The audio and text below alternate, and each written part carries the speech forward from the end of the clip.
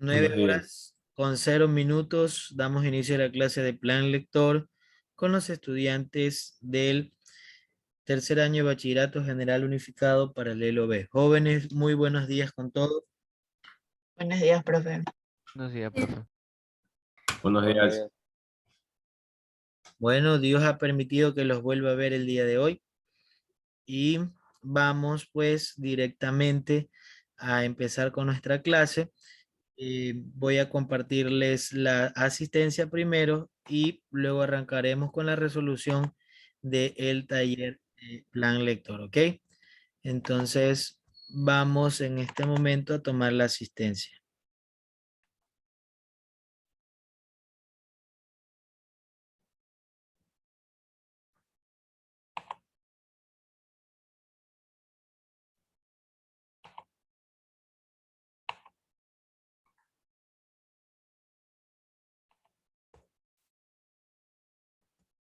Andrade Garcés Steven, Presente. Azúa Farfán Justin, Presente. Briones Mieles María Belén, Presente. Brito Triviño Jean Paul, Presente. Castro Ponce Leonel, Presente. Chinga Morán Daisy, Presente. Guayas Jaramillo Brian, Presente. Coello Vistín José Daniel, Presente. Cordero Zamora María Esther, Presente. Hernández Contreras Samantha, Presente. Gómez Villafuerte Camilo, Presente. Lara Bajaña Gerardo, Presente. López Bajaña Luis Mario, Presente. Lucero Basurto Ronnie, Presente. Mite Guevara Saúl Alejandro, Presente. Nivelo Córdoba Darla Aida, Presente. Palacios Prado Marcelo Alejandro, Presente. Quimí Romero María José, Presente. Reyes Tigrero Ricardo Samuel, Reyes Tigrero Ricardo Samuel, Riera Solórzano Ámbar Nicole, Presente. Rodríguez Romero Carlos, Presente. Salazar Araujo Justin, Presente. Salinas Castillo Iván Alexander, Presente. Solórzano Yambay Fran Eduardo, Vargas Solís Jacqueline, Presente. Vera Espera Ramón Javier, Presente. Vite Mendoza André Nicolás, Presente. Zambrano Moreno Doménica Denise, Presente.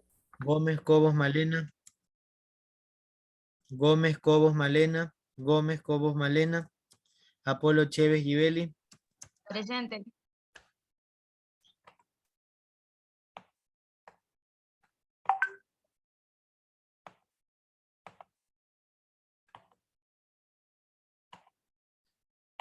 Perfecto, chicos. Bueno, en este momento vamos a hacer la explicación de la clase. Por favor, tengan listo su cuadernito para que tomen los apuntes, para que participen también en la clase. Y vamos a arrancar en este preciso instante.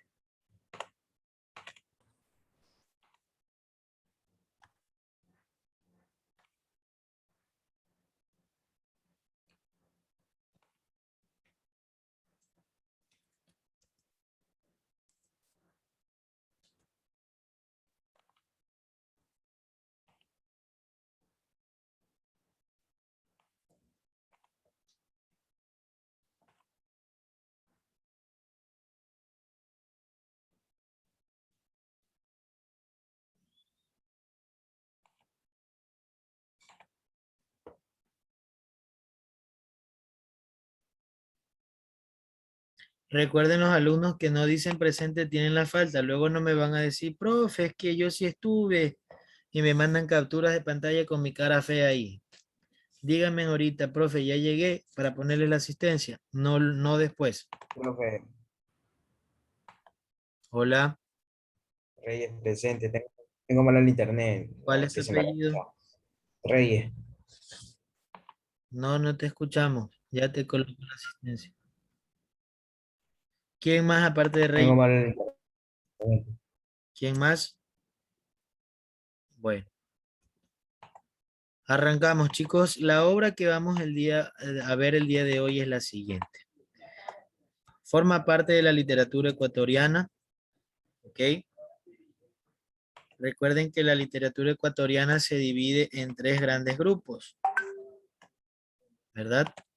La literatura indigenista, la literatura de la negritud y la literatura del famoso grupo Guayaquil, que también se lo conoce los 5 como un puño. Bien. Estas 3 literaturas que vemos aquí o corrientes pertenecen a un género literario llamado realismo. ¿Ya? Este realismo no es propio del Ecuador, básicamente es inspirado por obras de Francia. Hay un autor francés con una obra que se llama Los Miserables. ¿Saben cómo se llama ese autor francés? Muy famoso, por cierto. Su obra se llama Los Miserables. ¿Nadie lo sabe? Víctor Hugo. Víctor Hugo, perfecto. Bueno, Víctor Hugo instaura lo que es el realismo francés, una masacre, problemas sociales, la pobreza. Y acá en el Ecuador tenemos nuestro propio realismo, ¿verdad? Que se divide en estos 3 grandes grupos. La realidad del indígena, la realidad del pueblo afro y la realidad de diversos grupos étnicos como los cholos, los montubios, los mestizos. El día de hoy nos vamos a enfocar en nuestra primera corriente, el indigenismo. ¿Ya? Hay una obra emblema en el Ecuador que se llama Plata y Bronce. Quisiera que me averigüen cuál es el autor de esta obra, Plata y Bronce. ¿Ya? Con esta obra se da inicio al realismo indígena o indigenista. Ya El autor es Fernando Chávez. Fernando Chávez, ¿verdad? Pero Fernando Chávez inició la obra indigenista, pero no fue el autor más destacado. El autor más destacado fue un ecuatoriano, un quiteño, ya, que escribió algunas obras, entre ellas El Chuya, Romero y Flores. Pero su obra cumbre se llama Huasipungo. La publicó en el siglo XX, ¿ya? Entonces, en esta obra indigenista de Huasipungo nos habla de los siguientes temas. Nos habla de la explotación laboral hacia los indígenas.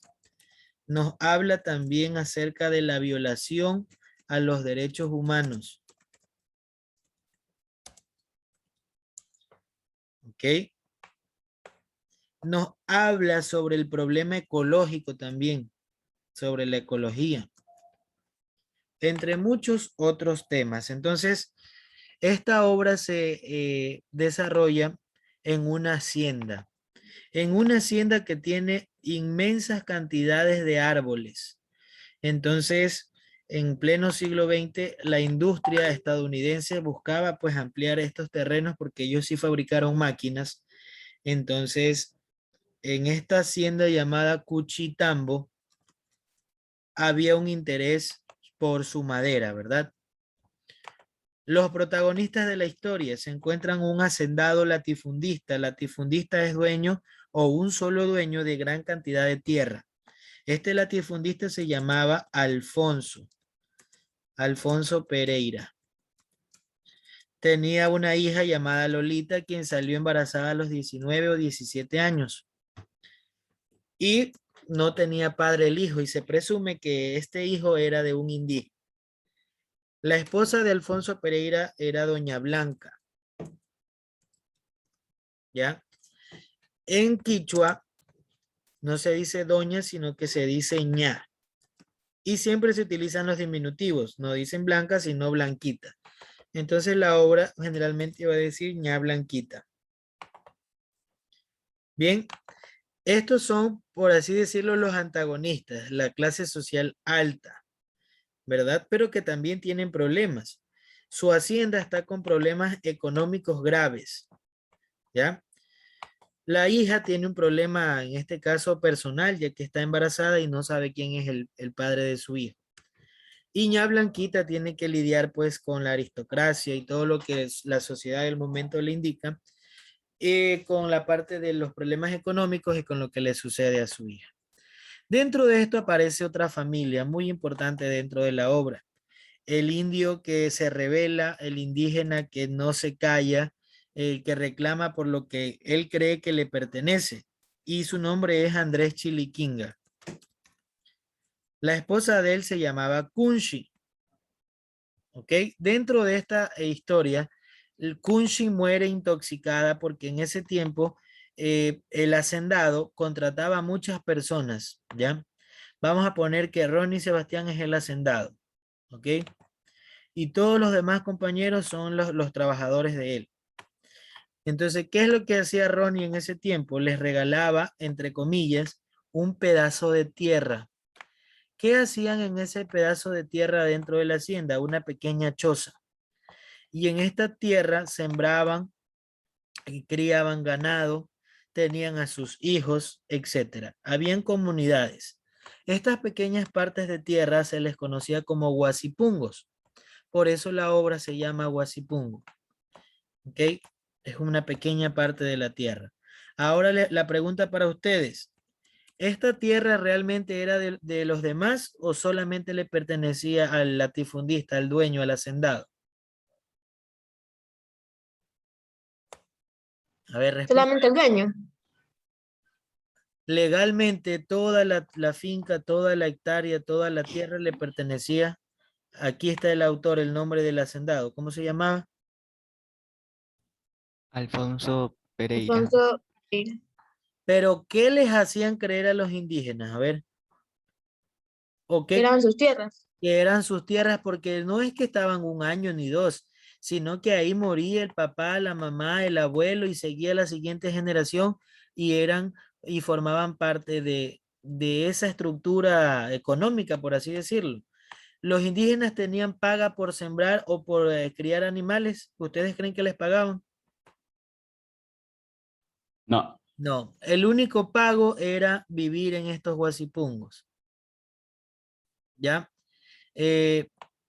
Antiguamente a esta práctica se la conocía como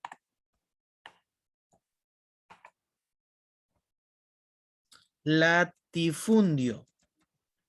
Es esclavo. Ustedes saben que en la época colonial se llegó a marcar a las personas como reses con símbolos en el cuerpo para saber a qué dueño pertenecían y ellos pues le decían mi amo a sus patrones, ¿ya? Entonces, cuando Ecuador se hizo república, eso ya no era legal, ¿ya? Entonces, se cambió de la palabra latifundio a esclavo, se cambió a la palabra burguesía. ¿Alguna vez escucharon esa palabra? Burguesía eran la gente que tenía dinero porque hacía negocios con el gobierno, con el Estado, se enriquecían. Les prestaban dinero a altas sumas de intereses para que luego el gobernante que ganaba se lo devolviera y estas riquezas incrementaban. Eran dueños de pequeños bancos, de haciendas e incrementaban su fortuna de esa manera un poco inmoralmente y antiética, ¿verdad? Entonces, ahora ya no se llamaban esclavos. ¿Cómo creen que se llamaban ahora?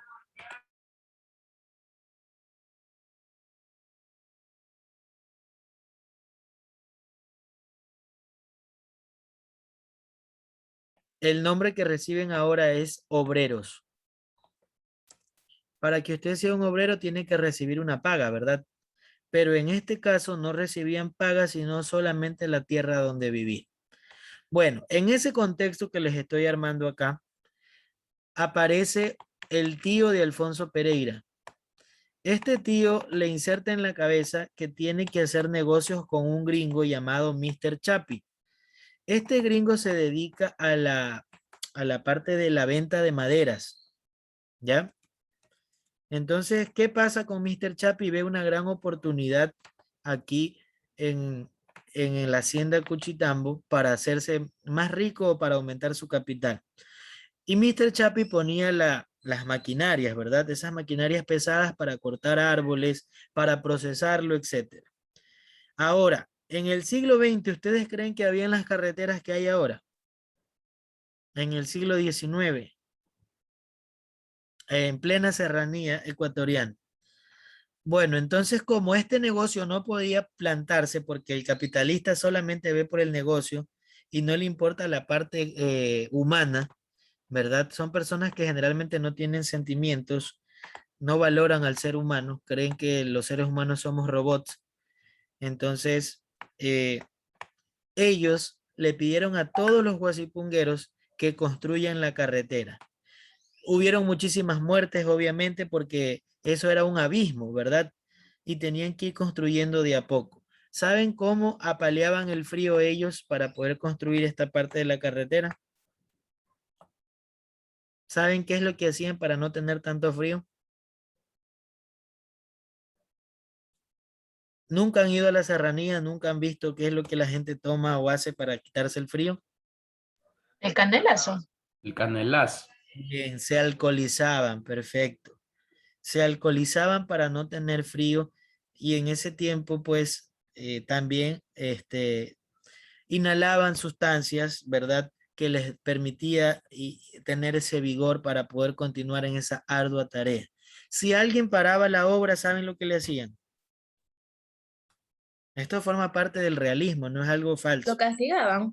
Le daban con ortiga hasta que se ponga en pie y siga trabajando. Y si esta persona se enfermaba, la hacían correr dando vueltas a punta de golpe y decían que con el sudor iba a quitársele la fiebre. Entonces, de esa manera restituían al trabajo a esta persona hasta que ya no podía más y moría de inanición. ¿Saben qué es morir de inanición? A ver, Lara, creo que lo sabe. ¿Qué será la inanición? Cuando alguien muere por inanición, significa que ha muerto ¿de qué? ¿Nadie me dice? Hambre. De hambre. Es decir, que no se ha alimentado bien. De hecho, la mujer de Andrés Chiliquinga muere, chicos, porque desentierran una vaca que ya lleva como 7 o 14 días muerta, porque tenía tanta hambre que el pueblo no soportaba. Entonces, desenterraron esta vaca y ella muere de intoxicación. Y aquí aparece un personaje adúltero, un personaje con avaricia, con ambición. Esta forma parte también del antagonismo. Es un cura, el cura del pueblo. Entonces, Andrés Chiliquinga, cuando muere su esposa, le da unos cuantos reales al cura y el cura le dice, con lo que me has traído, no, Dios no va a escuchar la oración y ella se va a ir al infierno. Entonces, Andrés Chiliquinga preocupado porque el sacerdote, que era una autoridad máxima, ¿verdad? Generalmente esta gente en ese tiempo, pues, tenía pues esa fama de ser ambicioso, ¿verdad? Y dominaban al pueblo a través del miedo. Esas prácticas curiosas, ¿verdad? Cómo dominar a las demás personas. Entonces, Andrés Chiliquinga roba una vaca, la va a vender para poderle pagar al cura, ¿ya? Y que le den esa misa a su esposa Kunshi. Entonces, en este caso, el cura aquí adquiere una figura antagónica porque se aprovecha de las personas. ¿Han escuchado ustedes la frase, la religión es el opio de los pueblos? ¿Ya? ¿Puedes repetir lo que dijo? La religión es el opio de los pueblos. Quiero que me averigüen quién dijo esa frase. La religión es el opio del pueblo.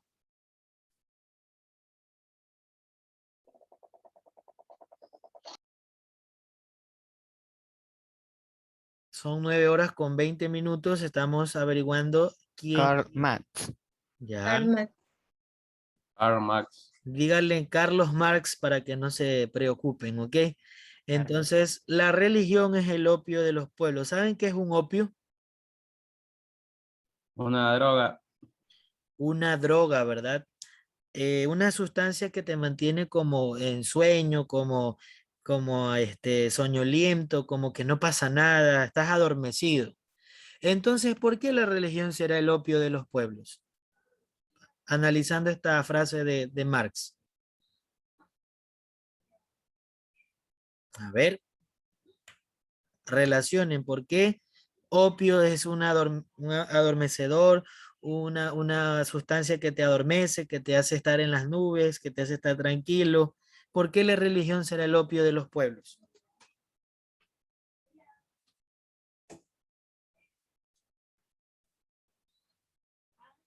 ¿Ustedes creen que la religión es un poder, sí o no? Habiliten su micrófono, no tengan temor, estamos en la clase hablando de este tema realista de la obra Guasipungo. La religión ejerce control en las mentes de las masas, de las personas. Entiéndase por religión al budismo, al islamismo, al catolicismo, al cristianismo, a todas las religiones del mundo. Por eso dice la religión. Está hablando de todas. Y dice que es el opio de los pueblos. Es lo que mantiene a la gente adormecida, controlada, manipulada. En cierta medida, ¿es verdad o no? Lo tenemos aquí con el cura, que le decía a Andrés que si no le pagaba el dinero, su esposa no iría al cielo. Y Andrés, un indígena ignorante sin letras, lo creyó, porque lo que ellos decían era como una autoridad, nadie se los podía contradecir. Ustedes si les dicen, si tú no pagas completo por tu familiar fallecido, no va al cielo, ¿ustedes lo van a creer? No, ¿por qué razón no lo creen? Porque ustedes tienen un antídoto que la religión, no, a la religión, que se llama educación, lo que le faltaba a Andrés. Andrés todo lo que le decían lo iba a creer, pero ustedes no se van a creer todo lo que le dicen. ¿Sí me explico? Entonces, la gente ignorante que no tiene letras o es analfabeta o no tuvo el acceso a la educación, va a creer lo que en este caso esa persona que tiene gran influencia, gran liderazgo le dice. Por eso es que la gente comúnmente cree en los brujos, cree también en las leyendas urbanas, cree en esta parte del oscurantismo, porque en este caso no ha tenido acceso a la realidad, a la educación.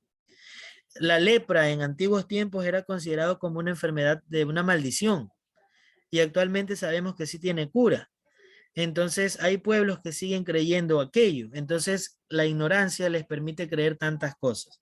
Por eso la religión es el opio de los pueblos, porque la gente está manipulada, está controlada sobre esa matriz mental que piensa pues la cúpula. Y eso se ve reflejado en esta obra de Guasipungo. Entonces Jorge Casa Coronel, que es el autor de esta obra, critica a la Iglesia Católica directamente a través de esta imagen del cura, porque el cura también aquí aparece como una persona que viola a las indígenas. ¿Ok? Entonces, en la actualidad se han escuchado casos de violaciones hacia lo que es la pederasta, lo que es también el abuso a los menores de edad. ¿Se han escuchado gran parte de esto que se ha envuelto la Iglesia Católica? Bueno, eso que ahora sucede y que siempre ha sucedido está plasmado en esta obra Guasipungo. Por eso esta obra no es romántica, esta obra es realista, porque aborda temas que pueden incomodar a muchas personas, ¿ya? Aborda temas muy fuertes, ¿ya? Ahora, Kunchi muere, Andrés roba, luego de que terminan la carretera, Alfonso Pereira sabe lo que hace con los guasipungos para poder sacar a los indígenas, porque ya comienzan a talar los árboles. Por eso también habla de la deforestación o la ecología. Quema los guasipungos. Entonces Andrés Chiliquinga hace una revuelta ya con su hijo en brazos y en eso de que están quemando las casas los guasipungos, Andrés Chiliquinga dice una frase muy importante que es Ñucanchi Guasipungo. Esa es otra de las características de esta novela. Tiene muchos quichuismos, tiene palabras en quichua casi que en toda la obra. Averigüen, por favor, qué significa Ñucanchi Guasipungo. Esta frase de guerra Y Andrés, como les decía, tenía a su hijo en brazos, ya que la madre había muerto, y le dan un tiro a Andrés Chiliquinga y cae. Así termina la historia de Jorge Icaza. Y hay un segundo libro que es contado por el hijo de Andrés Chiliquinga, pero eso no lo vamos a tratar el día de hoy. Entonces, ¿qué significa Ñucanchi Huasipungo? Dice que es el llamado a la rebelión para defender a la tierra que forma parte de su vida. Ya, es como un grito de guerra, ¿verdad? Ñucanchi Huasipungo significa nuestro Huasipungo, o sea, decirle al hacendado, esta tierra no te pertenece, es de nuestros antepasados, la hemos trabajado siempre, nosotros, es de nosotros, ¿ya? Bueno, entonces creo que les he abordado un poquito de la obra de Huasipungo, quiero que capturen la pantalla porque ahora vamos a hacer un test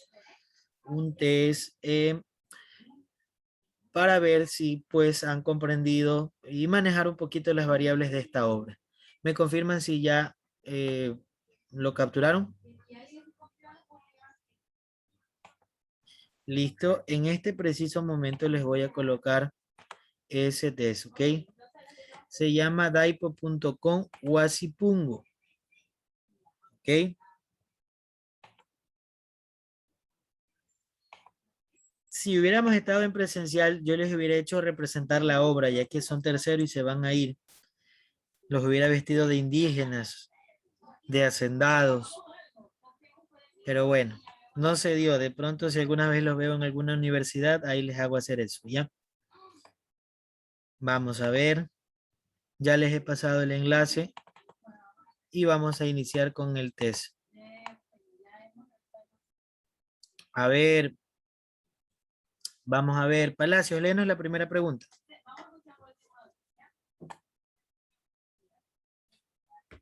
La mecánica es la siguiente. Vamos a resolver aquí entre todos. Van a capturar las pantallas para que ustedes sepan cuál tienen que resolver en casa.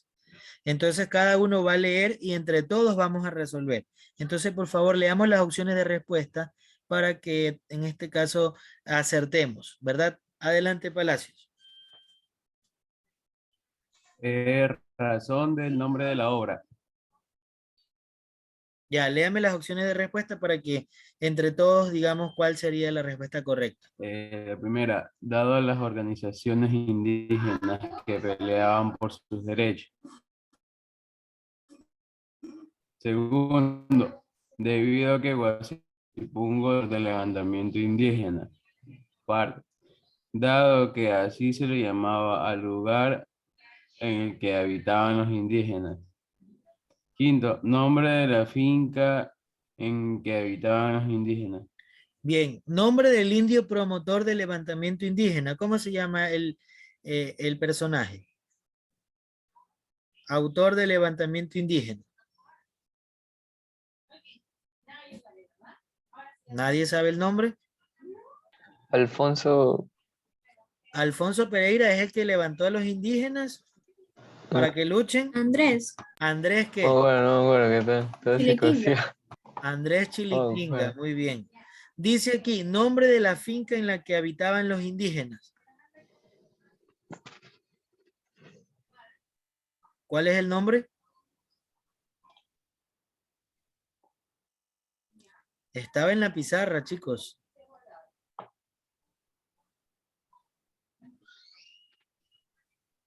No creo que no hayan estado prestando atención.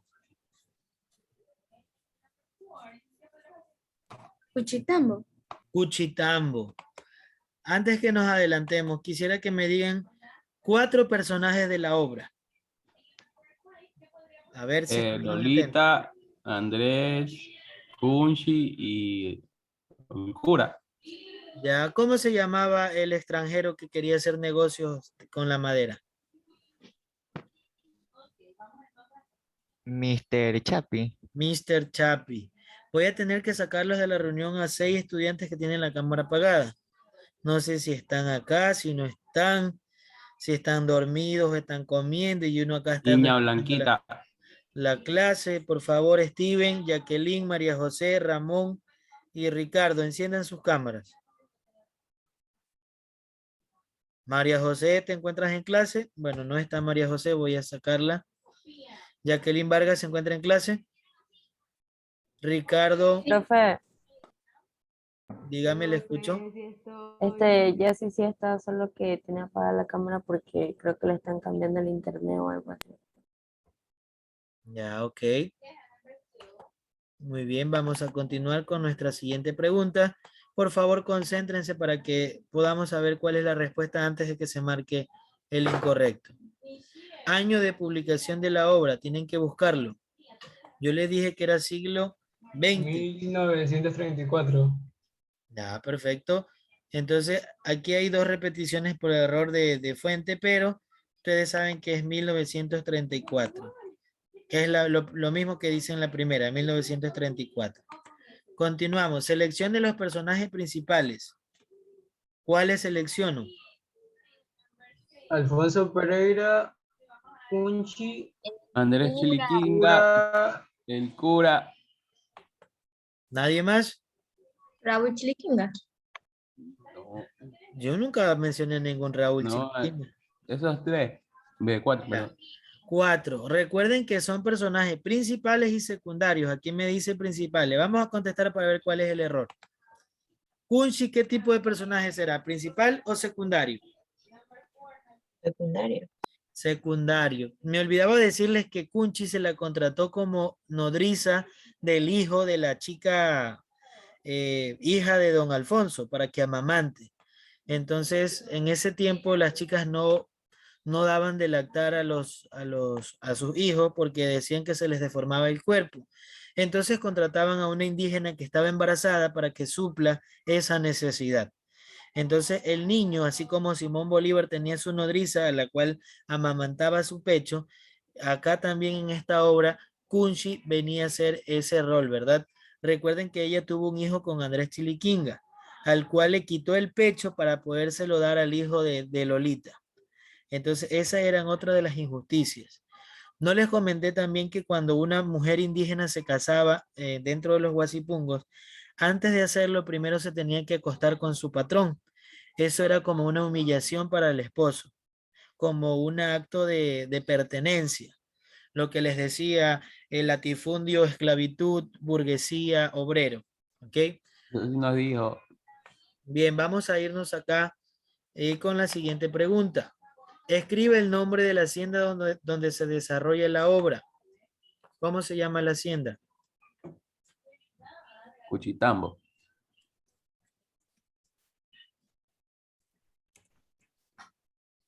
Ya, la primera que acertamos. Vamos a la siguiente. Género de la obra. ¿Cuál será el género? Novela realista.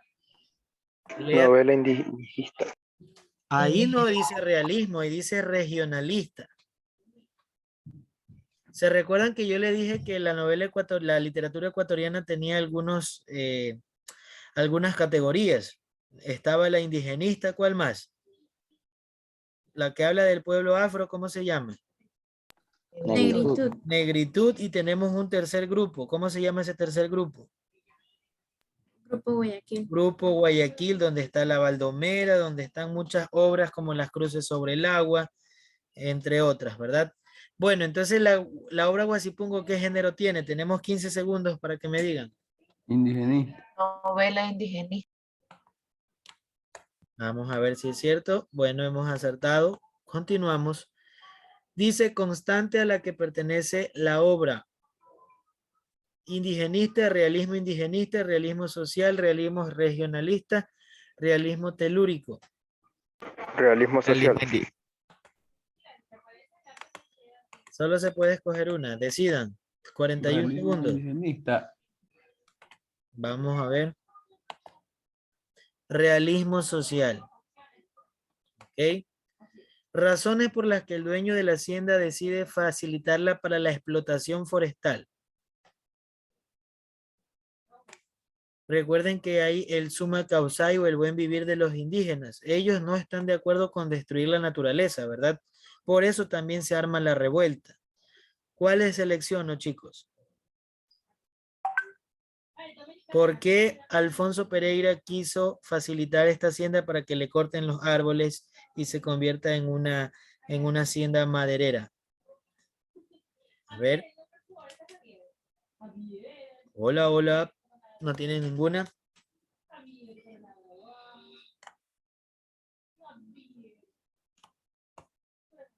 Bueno, lo leen y me avisan.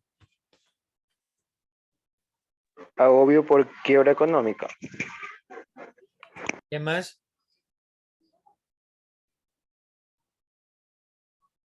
Y embarazo de su hija soltera. ¿Alguien tiene otra?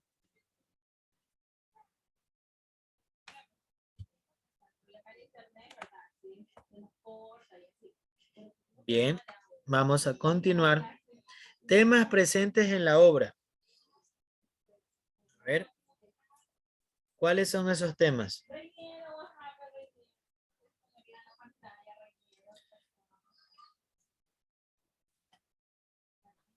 La explotación de los Explotación de los hacendados hacia los hacendados hacia los indígenas. indígenas.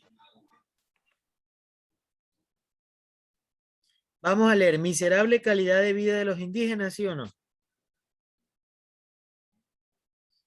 ¿O le daban buena calidad de vida? ¿Los trataban muy bien? Entonces, este tema sí se habla en la obra. Miserable calidad de vida de los indígenas, ¿sí o no? Sí. Explotación de los hacendados hacia los indígenas, ¿se habla? Sí. 3 incorrectas. Violación de mujeres. Sí. 2 incorrectas. Violación de derechos humanos. Pobreza extrema. Deseo de superación indígena. Habla sobre el deseo de superación indígena. No habla de eso, solo habla de la explotación en la que sufrieron. Una incorrecta, explotación del medio ambiente. Bueno, entonces tienen que resolver y ahí nos quedan 4 preguntas más. Vamos a darle contestar para ver cuál es la correcta. 2 incorrectas, dice ahí. Debido a esta transición se pasa de una estructura latifundista esclavo a una, escribir con tildes, guión menor, espacio, todos en minúscula.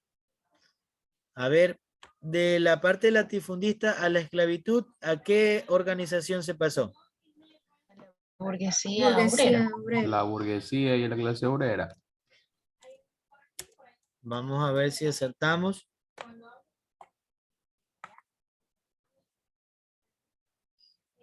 Continuamos. Elementos del narrador. Aquí pues tenemos el narrador en primera persona que es un narrador protagonista. Es el autor, el personaje que más habla es el que en este caso funge como protagonista. El omnisciente, que le falta ahí la S, es el narrador que todo lo sabe, conoce toda la historia. Uso de flashback significa contar la historia de atrás hacia adelante. Ya, narrador participante es un narrador testigo que observó todo lo que hacía el protagonista. Relato lineal significa que tiene un inicio, un desarrollo y un fin. Narrador testigo es el narrador participante, como ya les dije anteriormente. In media res significa que la historia se cuenta desde la mitad hacia adelante y luego va hacia atrás. Narrador omnisciente y participante, bueno, es una mezcla entre el narrador que todo lo sabe, pero que también forma parte de la historia. Bueno, básicamente esto no les dije, pero la historia de Guasipungo es un relato lineal y habla acerca de un narrador omnisciente que todo lo sabe. ¿Ok? El omnisciente y el lineal. Captúrenlo para que lo tengan ahí. Use las flechas, dice.